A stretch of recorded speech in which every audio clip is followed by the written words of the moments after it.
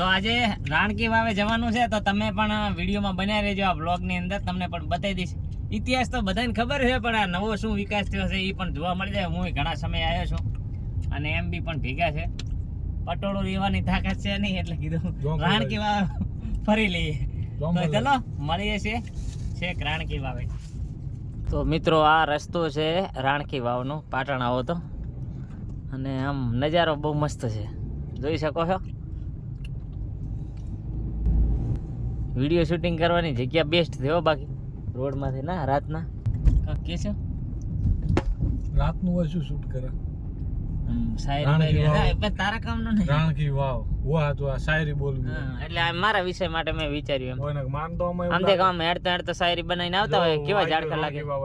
રાણકી વાવ આવી ગયું છે, તો અત્યારે તો પબ્લિક બહુ ઓછી છે, ગાડી પડી.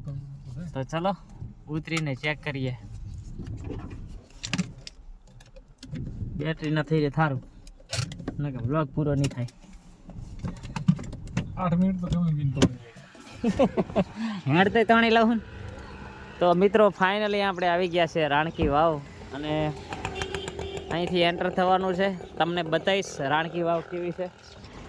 તો દોસ્તો આપણે અહીંયા આવી ગયા છે રાણકી વાવ, અને ઓય વાયલો છે જવું રાણકી વાવ આ જવું.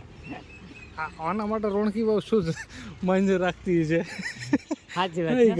એટલે આ તો આપણે છે ને બધું દૂરથી દેખીએ એટલે આપણને એવું લાગે આમ છે તેમ છે. હા, જુનાગઢ થી તો એવું નહીં હોતું. એ લોકોને શું કદર હોય ત્યાં.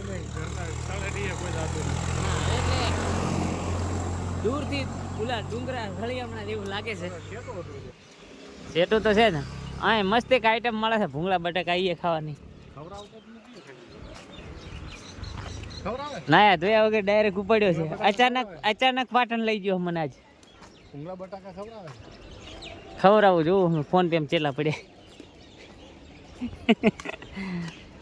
તો મિત્રો અહીંથી અંદર એન્ટર કરવાનું છે. હવે ખબર નહીં શું થાય. તો પેલા ખાઈ લઈશ. તો આ છે રાણકી વાવ, અને અહીંથી એન્ટર થવાનું છે. પેલા ભૂંગળા બટાકા ખાઈ લે. ઘરે આપણે ભૂંગળા બટાકાનું શાક કરે ને તો ભાવતું નહીં, મોઢું આમ બગાડવાનું થાય. અને 30 રૂપિયાની ભૂંગળા બટાકા ખાવા આવ્યા. ઓર્ડર કરી દીધો છે પ્રકાશભાઈ. મોટું મંદરાશી ના પાડશે તો ફોન પે વાળો ના પાડશે તો મોટું મંદરાશીનો ઓર્ડર તો કરી નાખ્યો છે. મોટું મંદરાશીને હવે ભૂંગળા બટાકા ભાગના ભાગે ભાઈ. આ છે ભૂંગળા બટેકા. ખબર નહીં લોકોને શાનો શોખ છે, મને તો કઈ મજા ના આવે. તમને કેવું લાગ્યું? મજા આવી. 30 રૂપિયા લે એટલે મજા આવે. મિત્રો આપણે આવી ગયા છે અત્યારે રાણકી વાવની અંદર, અને અહીં ટિકિટ લેવાની છે. શું પ્રાઇસ છે એ તો ખબર નથી. અને અહીંથી છે બધી રાણકી વાવ. અંદર તમે જોયેલી તો હશે જ બધાએ, પણ હું આવ્યો છું કીધું હું વ્લોગ તો નાખું, કોક તો કરું કે નહીં, ટિકિટના વસૂલ કરવા કે નહીં. એટલે ટિકિટ છે 40 રૂપિયાની. ફોરેનર માટે કેટલી છે? ફોરેનર માટે તો વધારે છે, 600 રૂપિયા. તો અહીંથી ટિકિટ લઈ લઈએ અને પછી જઈએ અંદર. મળીએ છીએ. તો મિત્રો ટિકિટ આવી ગઈ છે, અને હવે આપણે જઈ રહ્યા છીએ રાણકી વાવની અંદર. તો આવી ગઈ, જોઈ લો. અને આ તો અહીં જમા કરાવી દઈએ 2. પાછું હાલો નહીં કંઈ જતા રહીએ હવે.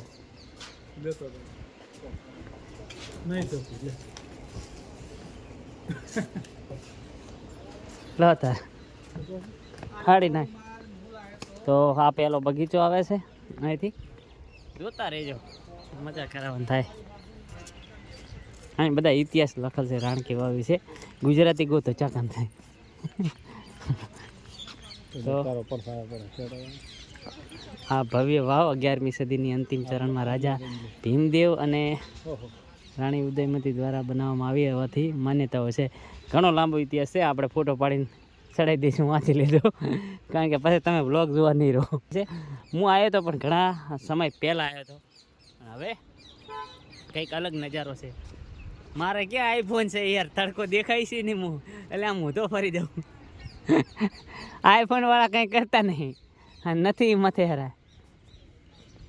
હા તો ભાઈ ઓફિશિયલ ક્રિએટર છે એટલે એ આવા ના કામ કરે નાના મોટા કોમ હે અમારે બ્લોગિંગ એક્ચ્યુઅલી સમજે. તો ફાઇનલી મિત્રો આપણે રાણકી વાવ ઉપર પહોંચી ગયા છીએ અને આ છે રાણકી વાવનો નજારો. અને જે સોની નોટ ઉપર જે નવી આપણી સોની નોટ આવી છે ને એના ઉપર જે છે ને એ આપણી રાણકી વાવ છે.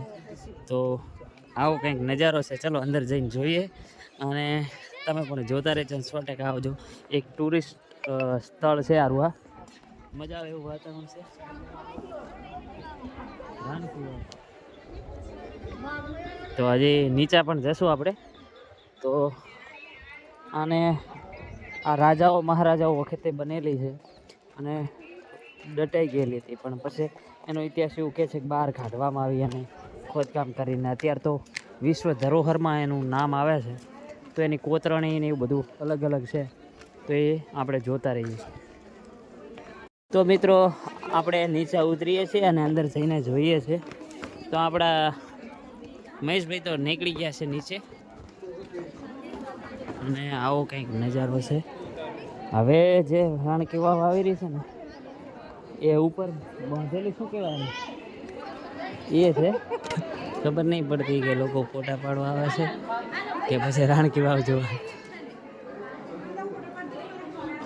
અને આ છે એની કોતરણી અલગ અલગ તમે જોઈ શકો છો. અને આખી ડિઝાઇન આટલા નેચ આવીને મેં ક્યારે નથી જોઈ. હાલ ફેરા જોઈ લીધી છે. કેવામાં કોઈ ઇતિહાસ છે. વાતાવરણ ઠંડુ છે મસ્ત. હા નહીં માટી બા એકદમ માટી જેવી સુગંધ. નહીં હજી નેચા જઈએ ચાલ. તો બાંધકામ અને જેમ નીચે આવીએ ને એમ આખું વાતાવરણ એસી જેવું લાગે. એમ આખો નજારો જ અલગ જ દેખાય. તમે જોઈ શકો છો. અને આ છે વાવ. અને જે કૂવો છે ને એ અહીંથી ઓલી બાજુ દેખાય છે. અહીંથી આગળ જઈ શકાતું નથી. આટલી પણ જે કોતરણીની છે ને એ અહીં પૂરી થાય. તમે ખાલી એક વિચાર કરો કે આ લોકોની કેટલી મહેનત હશે. અત્યારે એક નાનકડું મંદિર બનતું હોય ને અત્યારની ટેકનોલોજી પ્રમાણે તો પણ કેટલો સમય લાગી જતો છે. ત્યારે અહીંના પથ્થરમાં એક પથ્થરમાં એટલી બધી કોતરણી છે ને કે તમે વિચારી ના શકો. અને એ તમે અહીંથી જોઈ શકો છો. રાણકી વાવની અંદર જોવાની વસ્તુ એ છે કે અહીંની જે દિવારો ઉપર જે મૂર્તિઓ છે ને એનું ગજબ કામ થયેલું છે. શું છે તો યુટ્યુબમાં ખબર પડતી નથી તો ના એ હકીકત છે કે અત્યારના સમયમાં મહેશ આ કોતરણી કરવી હોય ને એટલે કેટલો સમય લાગી જાય. કારણ કે એકલી દીવારમાં ખાલી અત્યારે ડિઝાઇન બનાવીને મશીનથી બનેલી હોય છે ને તો એ અલગ. તો આ તો દીવારની અંદર એક મૂર્તિ ફિટ કરેલી છે. સમય કેટલો લાગ્યો છે એનો અને કયા સમય થયો છે એને પછી દટાઈ ગયો છે અને પાછું નીકળ્યું છે તોય હજી એનું છે સ્થિતિમાં. પણ બીજું તો કંઈ નહીં. બીક એ આવે છે કે બે ઘરના જવાબદારીવાળા છે અને માથ પડ્યું ને તો ઘરને મરી જાય. એ થોડીક બીક આવે નહીં પણ ખરેખર મજા આવી છે ને એકવાર જરૂર આવજો. તો આવી કંઈક છે રાણકી વાવ. તો મિત્રો અહીં જે મૂર્તિઓ છે ને અલગ અલગ કલાની અંદર બનાવેલી છે. બધા ભગવાનના અવતાર કહેવાય ને વરાહ અવતારની મૂર્તિ તમે જોઈ શકો. એમ બધા જ ભગવાનની છે. અને અંદર તો ખૂબ જ મૂર્તિઓ છે. જે વાવની અંદર છે ને એ બહુ જ મૂર્તિઓ છે. અહીં થોડી ઓછી છે પણ અંદર બહુ જ મૂર્તિઓ છે. તો આવી કંઈક વાવ છે. એ સમયની મહેનત તમે જોઈને દંગ રહી જશો. અને મારા મહેશભાઈની ભાષામાં કહીએ તો એ સમય કેટલો ટાઈમ હશે પબ્લિક પાસે. એમ ટાઈમ તો નથી પણ તમે 40 રૂપિયા ભરીને અસલી મૂર્તિઓ જોવા આવ્યા છો. હા સાચી વાત. અહીંયા બધી મૂર્તિઓ ઉપર હા એ રીતે કંડારવામાં આવી છે ને. હા અશ્લીલ છે ને. વાસણ તો ના કહેવાય ને. ના એવું ના કહેવાય પણ એ સમયે જે રિયાલિટી હતી એ જ બતાવવામાં આવે છે. એટલે કોઈ ગલત વસ્તુ નથી. નકર આપણા ઉપર કેસ થઈ શકે આના ઉપર ખબર છે ને. ના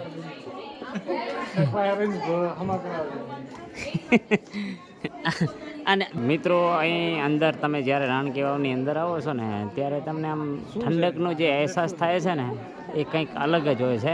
એ પછી શિયાળો હોય ઉનાળો હોય કે ચોમાસો હોય ઉપર જે ગરમી છે અને નીચે છે. તમે અહીં આવો ને ત્યારે તમને આખો ઠંડક અલગ જ અહેસાસ થાય. તો રાણકી વાવની આ કંઈક વિશેષતા છે.